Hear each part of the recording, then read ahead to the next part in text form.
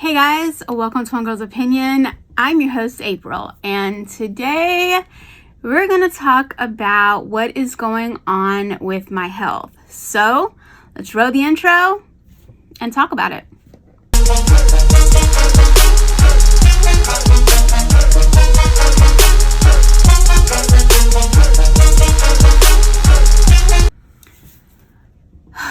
Okay. This is honestly not a video I ever wanted to do, but I knew I would have to do it someday. So as all of you know, I have a rare genetic disorder called neurofibromatosis type 2, which means I can get tumors all over my body. I have 3 tumors on my brain, literally all in a row, fronty, midi, and backy. I have one in my left ear. It's wrapped around my vestibular nerve. That's the reason I'm deaf in this ear. Hard of hearing in my right ear because my right ear has to make up for it. I'm sorry. I look awful. I'm not wearing makeup. I decided not to wear makeup. I just didn't feel like putting it on. In 2015, I had a full body MRI and it showed that I did have some masses in my ovaries. I didn't really do anything about it. Not thinking anything. And just trying to come to terms with the diagnosis of the NF2. And then in 2021, was a pretty stressful year. For those who are closest to me know what was going on during that time, and I was very stressed out, and I started having some pains in my stomach.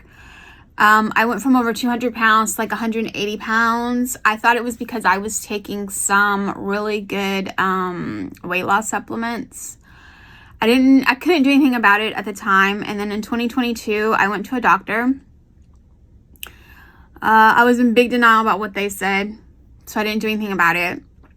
And then 2023, I didn't do anything. I'm confused. 2023, I went to the doctor, and I didn't do anything about it. And then 2024, things started to get worse. My stomach started to get a lot bigger. So I went to the doctor and she confirmed what the other doctor had said. So those freaking frack is what I like to call them. So those tumors in my ovaries are cancer. And so the reason that I lost all the weight, and then I was subsequently, my stomach was getting huge, like big, was because I have fluid in my stomach. My doctor told me to go to the emergency room immediately and have it drained. I was petrified of that. So I waited 2 months. It got to where I could barely do anything. Assiduous, that's what they call it, can kill you, and honestly it was. I could barely move. I couldn't sleep. I couldn't go to the store.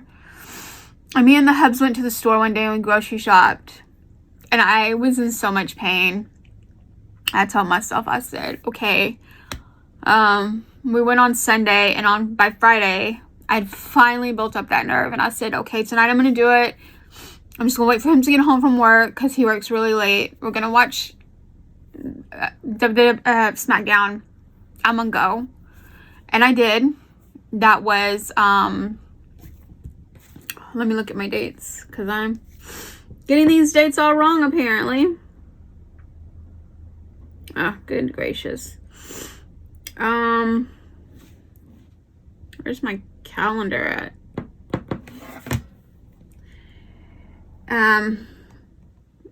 So that was September the 6th. On September the 7th at 3 a.m., I was admitted into the hospital. They came and got me, and they were like, you're going to have your drain tomorrow, which would have been Saturday. That's what they meant on Saturday. So they wheeled me up there. My first time in a wheelchair. They wheeled me up there. It was my first time ever staying in the hospital, except for when I was born. They wheeled me up there, and we got out of the elevator, and I turned that corner, and I'm going, and like my eyes just filled with tears because I was so incredibly petrified. And we get in there, and it's dark in the room, and the hubs went to use the bathroom, and the nurse went out. She took the wheelchair back wherever it was going to go, and the doctor that accompanied me up there went out, and I just sat on my bed, and I just bawled my eyes out because I was incredibly petrified of the procedure that I was about to go through. But they did so good. That hospital... I hate going to the ER because every time I go to the ER, they make me feel stupid. They make me feel like I'm wasting their time, like that I shouldn't be in there. Just, But that doctor in that ER, the nurses in the ER, they were all so incredibly kind. They did not make me feel stupid. They did not make me feel like I was wrong. They did not make me feel like an idiot for waiting. They were just incredibly, incredibly kind. And then the doctor that walked me up to my room he was just so excited because he had an NF2 patient. And he wanted to talk to all the other doctors about his NF2 patients. So I gave him the permission, and I guess he did that. He was just so nice. And he told me, we were standing there talking about NF2, and I was like, I have a mild case of NF2. Like, I've always said I have a mild case of NF2 because there's people who have it a lot worse than I do. And he was like, you have brain tumors. You don't have a mild case. I was like, but compared to everybody else, like, it's, And he was like, you're so special. And he was just so nice, trying to reassure me that it was going to be okay. And then a gastroenterologist came in. I can't believe I said that word. And it came in, and she was so nice. And she rubs my stomach, like, in her, like, mom voice. Like, she totally became a mom at that moment. And she's like, you're going to be okay. I promise. So, we got some sleep. And the hub stayed with me the whole time. He slept in a chair. I feel so bad for him sleeping in the chair because I know it didn't feel good. He was going to work all day and then, sitting in the hospital with me. So Saturday comes, no procedure. Sunday comes, no procedure. They told me the reason they kept me in the hospital for the weekend was because since I had so much fluid, they were worried about it getting into my lungs and killing me. And with me being in the hospital, they could easily incubate me, get me into ICU, and get me, what needed to be done. Because, like, I had a lot of fluid, a lot. So Monday comes, that Sunday they had told me at midnight you can't have anything else to eat or drink. So, okay, fine. Because John was bringing me food. They were giving me food. I could barely eat at that point. I could barely eat, but, we were trying. So Monday morning comes, and she's like, well, you can eat, so I'm going to order you some breakfast so you can have some food because I don't know what time I can come and get you. And as she's doing this, it's like 9 something in the morning, the woman comes, I'm here for April. I was like, oh my God, you're taking me for my procedure? And she's like, yeah. And I'm like, oh geez. And I cried the whole way. I was just petrified. And I get down into the room, and the doctor's in there and his technician, and they were just amazing. They talked to me the whole time. They kept me laughing. They kept my mind off of what was going on. So, he's explaining the procedure and everything, and he puts the gel on my stomach because they got to do an ultrasound to check everything. Tickled the hell out of me because I'm ticklish, and that tickles me. So then he put the needle in my stomach because it's, hold on. Let me get the paperwork and I can show you the name of the procedure. Okay. This is the name of the procedure. That's it. So basically what they do is they put a needle in your stomach to put the lidocaine in there to numb it. So he did that, and I was like, oh my God. Like, I yelled it. It was painful. That was the worst part for me. And that's the part I was petrified of, is that part, because I hate needles. So he puts it in, and he does that, and he takes it out, and he's like doing something. I said, are you going to do that again? Are you going to do that again? And he goes, I'm going to have to do that again.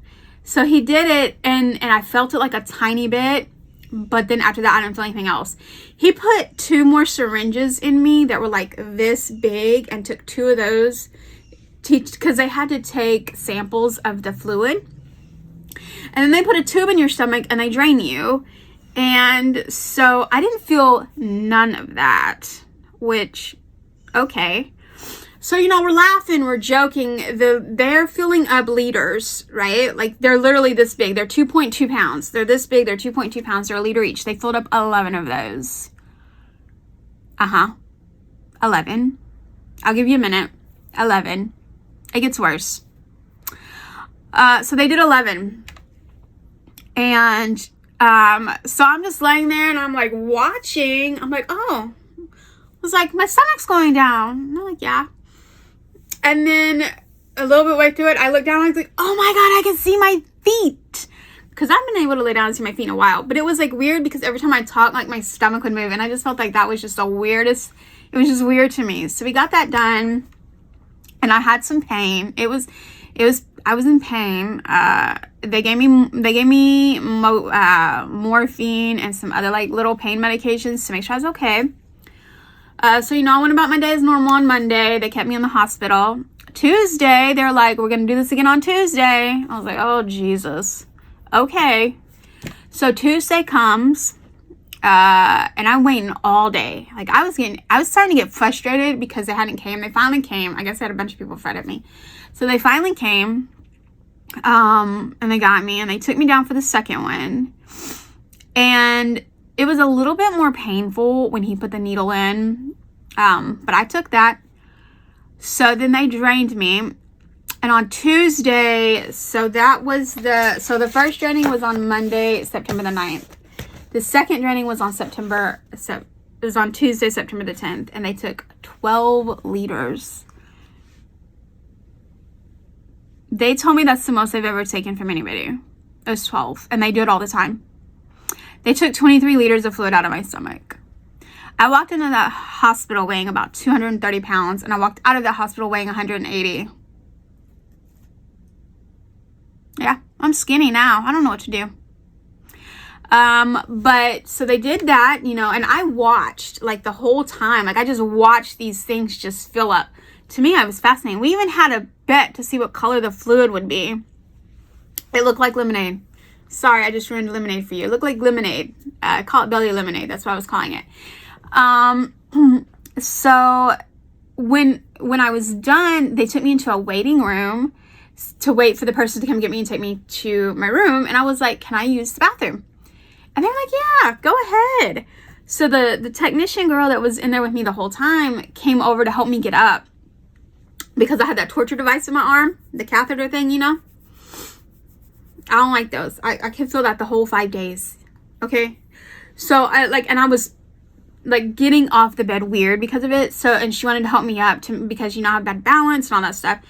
So I get up and I was like, oof, like I felt pain, the weirdest pain. I've never felt that kind of pain before. So the guy sitting there, the other nurse came running over there to help. And I stood up. And I'm like, oh my God. And I immediately sat back down. And like my head's like, I couldn't move my head. Like I'm like doing this. And I'm like, I'm looking at the bathroom and I'm looking at the floor and I'm like, a couple times. And the pain I felt on my right side, I cannot explain that pain. It was like paralyzing and it hurt so bad. And I was just like, abort mission. I can't get up. I can't do it.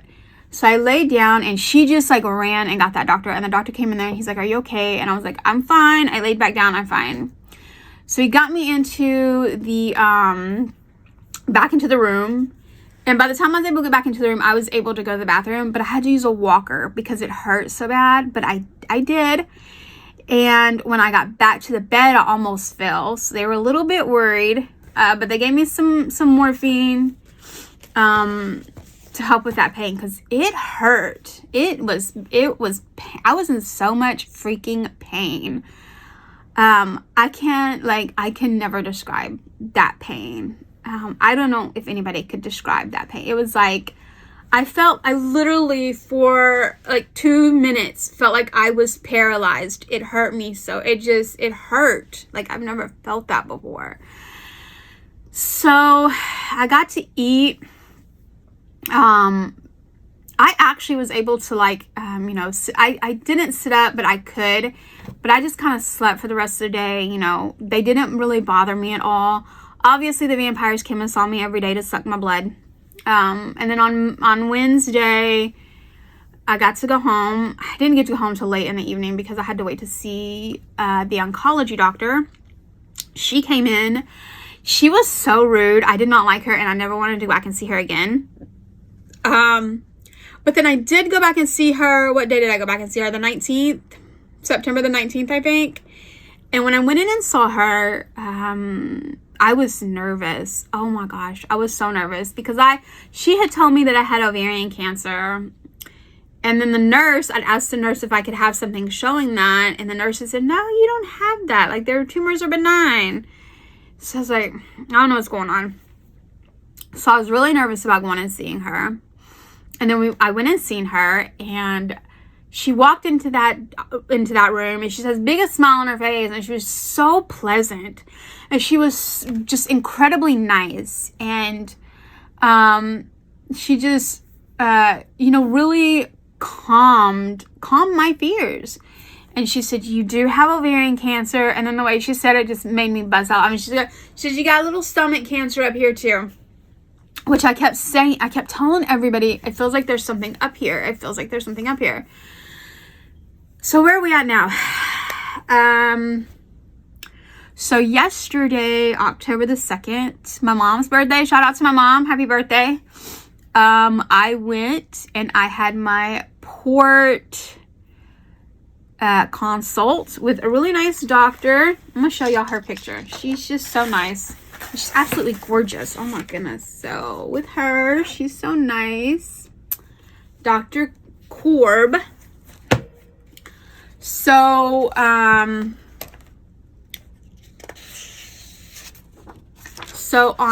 October the 8th, I will be going and getting a port put in my body at 9:30 a.m. Paperwork right there. Going to get it. How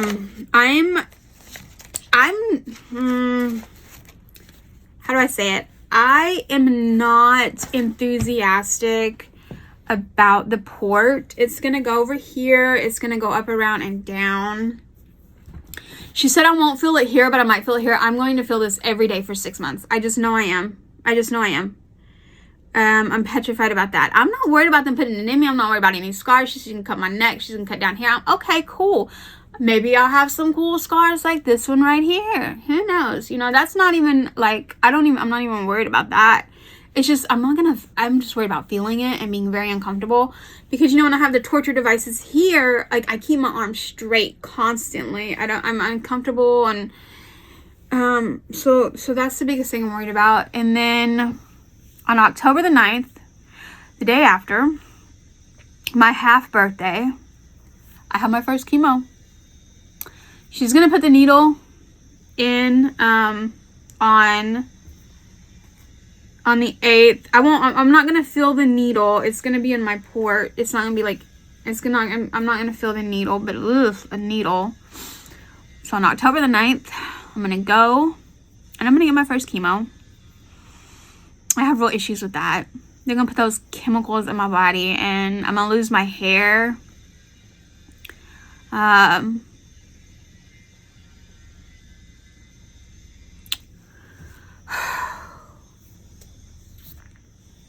I know hair's superficial and it'll grow back. But it is my hair, like, it's been one of my favorite features my whole life, has always been my hair. But I'm trying to keep light about it because I did research and I learned that I could lose my hair like all over my body, even my eyelashes. So I'm like, if I lose my eyelashes, maybe they'll come back on fleek because right now I barely have any. I don't mean to cry. It's just, this is really difficult for me. I was prepared to do a video saying I had brain cancer. I was not prepared to do a video that said I have ovarian cancer that my aunt died from 2 years ago.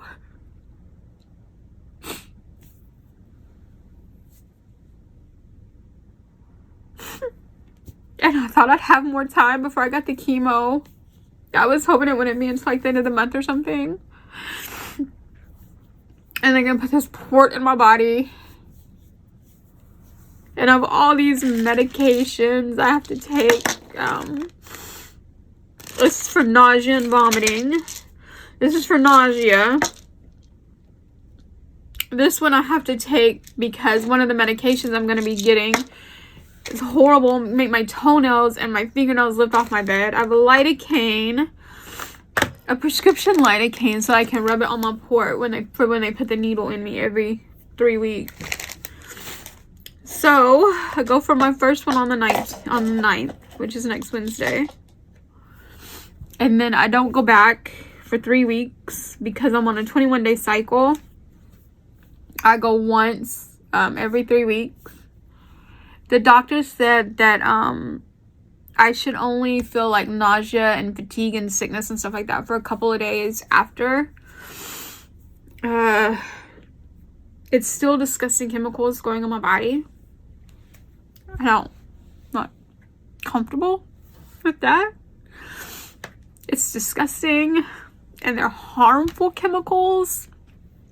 But the interesting thing is that one of the chemicals I'm getting, Averstan, is what they give NF2 patients. So I'm pretty curious to see, you know, how that's gonna affect my brain tumors. So I have an appointment on the 14th with my PCP, who I love her. I have a hard time with PCPs, but I love her. Like, she will sit down and look me in my face and listen to me, and I just like that.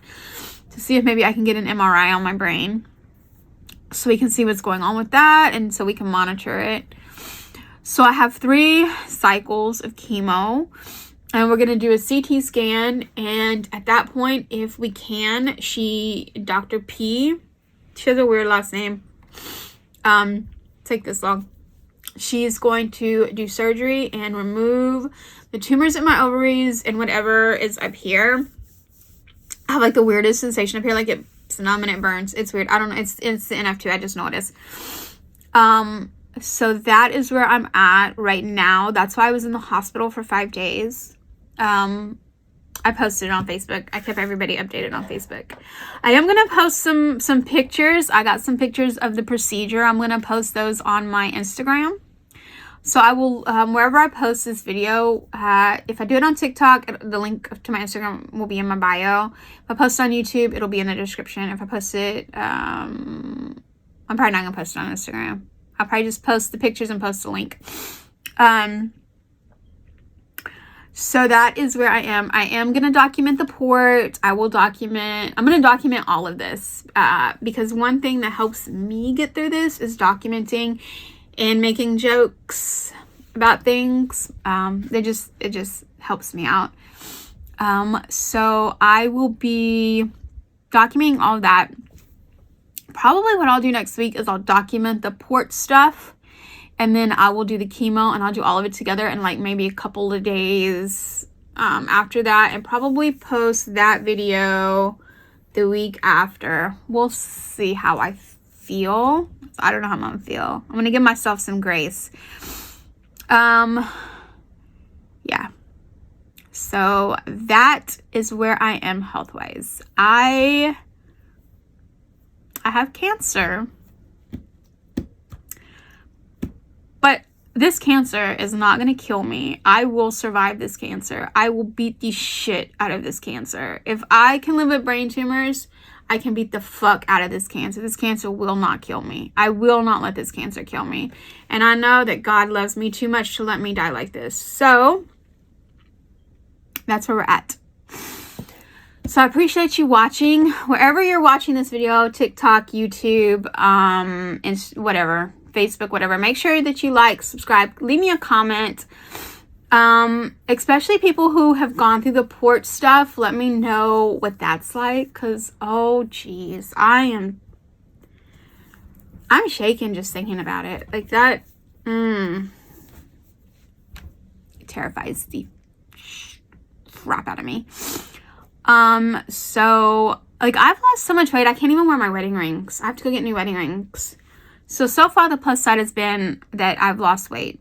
I'm close to my goal, which is 135 to 150 pounds, which, you know, good job there. A lot of my clothes don't fit anymore, but that's okay. That means I get to shop. that's okay. That means I get to shop. So make sure that you like, comment, subscribe, because there will be more. I'm going to take you guys on this journey with me, because it could help somebody else. It helps me. I'm sorry I cried. I should have worn makeup, but I'm glad I didn't, because, you know, probably would have looked awful by now. And with that, thank you for watching. Make sure that you like, comment, subscribe. I've said that 3 or 4 times. My bad. And I will see you guys in the next videos. Chippies, latchkey.